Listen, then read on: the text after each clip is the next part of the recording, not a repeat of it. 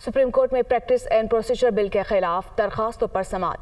Chief justice Umar Ata Bandial की सरबराही में 8 रुकनी bench समाअत कर रहा है। क्या आपने दस्तावेजात जमा करवा दी हैं? चीफ जस्टिस का इस्तफसार।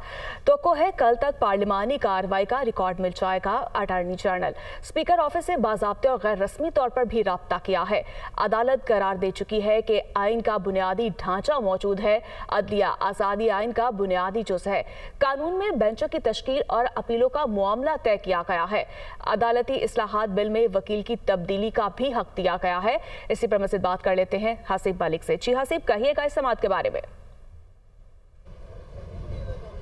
जी बिल्कुल, ये आज सुप्रीम कोर्ट के अंदर सुप्रीम कोर्ट प्रोसीजर एक्ट के हवाले से 2023 के ख़िलाफ़ जो आइनी दरखास्तें थीं उसके ऊपर समाअत जारी है। सुप्रीम कोर्ट के चीफ जस्टिस की सरबराही में 8 रुकनी लार्जर बेंच जो है वो समाअत कर रहा है। अटॉर्नी जनरल मंसूर उस्मान ऐवान अदालत के रूबरू पेश हुए और उनकी जानिब से अदालत को आगाह किया गया कि दरख्वास्त जो है वो फुल कोर्ट तश्कील देने से मुतालिक जो दरख्वास्त है वो दायर कर दी गई है, जबकि नून लीग की जानिब से भी ये दरख्वास्त दायर की गई है, जिसके ऊपर अदालत की जानिब से इस्तफसार किया गया कि जो आपकी जानिब से दरख्वास्त दायर की गई थी उसके ऊपर अभी तक नंबर नहीं लगाया गया, तो और जो दस्तावेज़ात थे वो क्या आपकी जानिब से जमा करवा दिए गए हैं, जिसके ऊपर अटॉर्नी जनरल की जानिब से अदालत को आगाह किया गया कि जो पार्लियामेंट की कार्रवाई है उससे मुताल्लिक जो रिकॉर्ड है, जो कार्रवाई है वो तवक्का है कि कल तक मिल जाएगी। और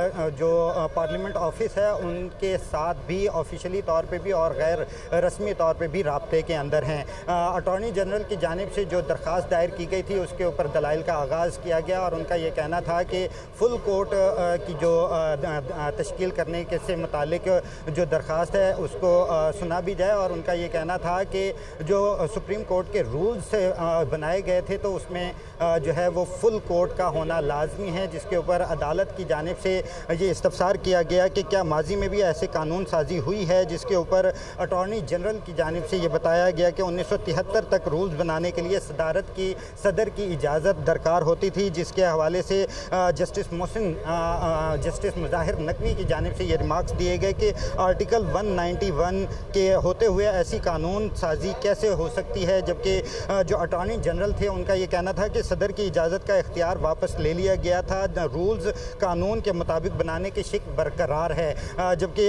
जो जस्टिस आयशा मलिक थी उनकी जानिब से ये रिमार्क्स दिए गए कि कई मुकदमात अपनी नौयत के पहले होते हैं, जबकि सुप्रीम कोर्ट का कोई भी बेंच कोई भी मुकदमा सुन सकता है। क्या हुकूमत फुल कोर्ट का फ़ायदा उठाना चाहती है? ये जस्टिस आयशा मलिक की जानिब से रिमार्क्स दिए गए और उनकी जानिब से ये कहा गया कि कानून से मुतालिक जो बहुत से केसेस होते हैं जो हाई कोर्ट के अंदर भी होते हैं, क्या उधर भी इस तरह की कोई दरख्वास्त दायर की गई है कि फुल कोर्ट जो है वो सुने? और जस्टिस आयशा की जानिब से ये भी रिमार्क्स में कहा गया कि क्या अदलिया की आज़ादी का हर मुकदमा जो है वो फुल कोर्ट ने सुनना था, जिसके ऊपर अटॉर्नी जनरल का ये कहना था कि इफ्तिखार चौधरी केस समेत कई मुकदमात जो थे वो फुल कोर्ट ने सुने हैं। चीफ जस्टिस की जानिब से रिमार्क्स में कहा गया कि बज़ाहिर यह आपका मुकदमा नहीं लगता कि फ़ुल कोर्ट बनाया जाए।